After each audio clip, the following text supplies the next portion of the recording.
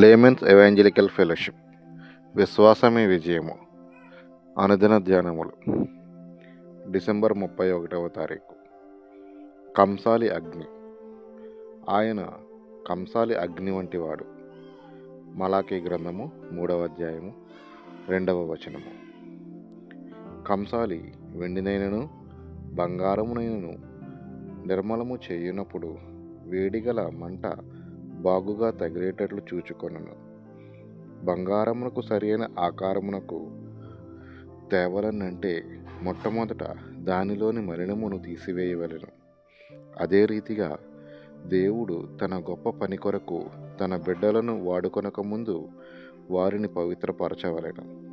అది అయిన తరువాతనే వారికి తన గొప్ప పూచీలను ఇయ్యగలడు.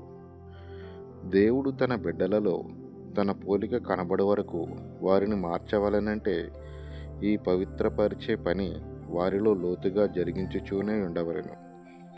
నిజముగా మారుమనసు పొందిన వారెవరునూ ఈ క్రమశిక్షణ, ఈ పోరాటములు చాలా ఎక్కువగా ఉన్నవని గనుక నాకిది వద్దు అని అనరు.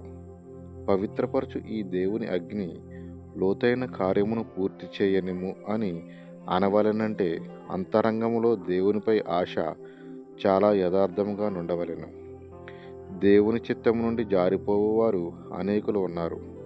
పోరాటములో నిండు ప్రయాస పెట్టని వారు దేవుని చిత్తమును తప్పుదురు. తరువాత వారు ఈ కూటము నుండి ఆ కూటమునకు చిరునవ్వుతో తిరుగుచూయుందురు.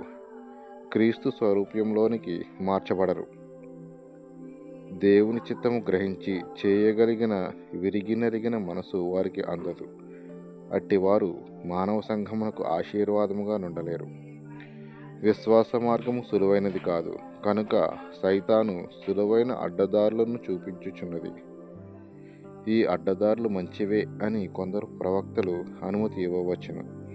కానీ దేవుని అతి శ్రేష్టమైన చిత్తమును వారు ఎరుగరు. కనుక మనలను పవిత్రపరచు దేవుని అగ్నిని అంగీకరింప నేర్చుకొందము. జనరల్ బూత్ గారు, మాకు అగ్ని కావలసినదే.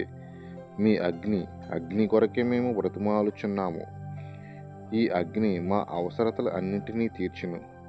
అగ్ని నంపు అని పాట కట్టెను. దేవుడు మనలను దర్శించినట్లును ఆయన అగ్ని మన మీద కురియునట్లును ప్రార్థించెదము.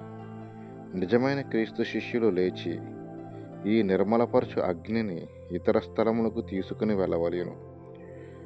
వట్టి మంచి కూటములు మాత్రమే అయితే అవి వ్యర్థము. ఆగకుండా రగులు దేవుని అగ్నితో మనలను దేవుడు దీవించునుగాక. జాషువా డానియల్ గారు.